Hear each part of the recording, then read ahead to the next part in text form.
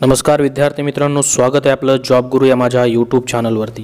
मित्रांनो, पोलीस भरती 2021 भरतीला सुरुवात झालेली आहे। आनंदाची अशी बातमी आपण या व्हिडिओमध्ये पाहणार आहोत। त्यासाठी शेवटपर्यंत व्हिडिओ पाहत राहा आणि व्हिडिओला लाईक केल्याशिवाय जाऊ नका।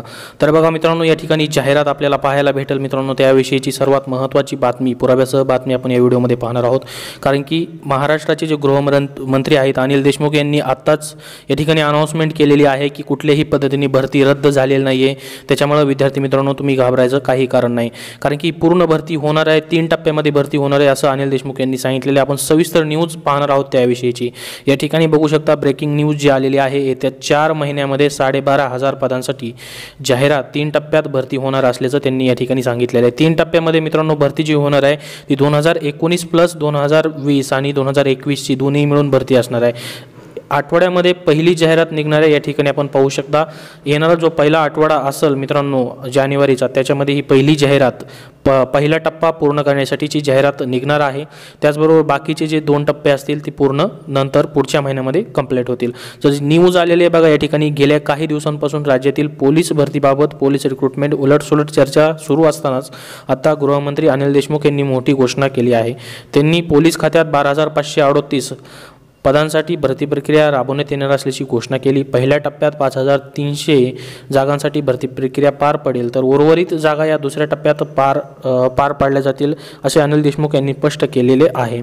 तर त्याचबरोबर बघा, SBCचे आरक्षण न ठेवण्याचा निर्णय राज्याच्या गृह विभागाने घेतला आहे। SBCतून अर्ज केलेल्या उमेदवारांची पात्रता ठरवताना खुल्या प्रवर्गाची वयोमर्यादा लागू केली जाणार आहे। राज्य सरकारने याबाबत शासन निर्णय जारी केला आहे, जे की उमेदवार खुल्या प्रवर्गातील अटी व शर्तीचा पूर्तता करतात त्यांच्या खुल्या प्रवर्गातून विचार करावा असा निर्णय घेण्यात आलेला आहे। SBCतून अर्ज केलेल्यांना खुल्या प्रवर्गाचे परीक्षा शुल्क आकारले जाणार आहे। वाढीव परीक्षा शुल्क ऑनलाईन भरण्याची मुभा 15 दिवसात कार्यवाही पूर्ण करण्यात येणार आहे असं महासंचालक यांनी निर्णयाची तत्काळ अंमलबजावणी करावी असं सांगितलेलं आहे। मित्रांनो, जो हा SBCचा GR आलेला होता तो रद्द झालेला आहे, त्याच्यामुळे ह्या न्यूजला काही अर्थ नाही SBC GR मध्ये।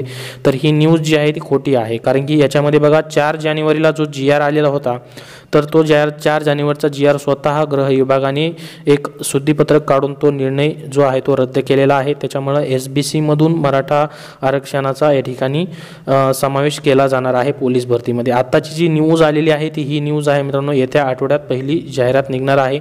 ही 11 तारखेची ही न्यूज आहे मित्रांनो। 12,538 पदं भरली जाणार आहेत 3 टप्प्यामध्ये।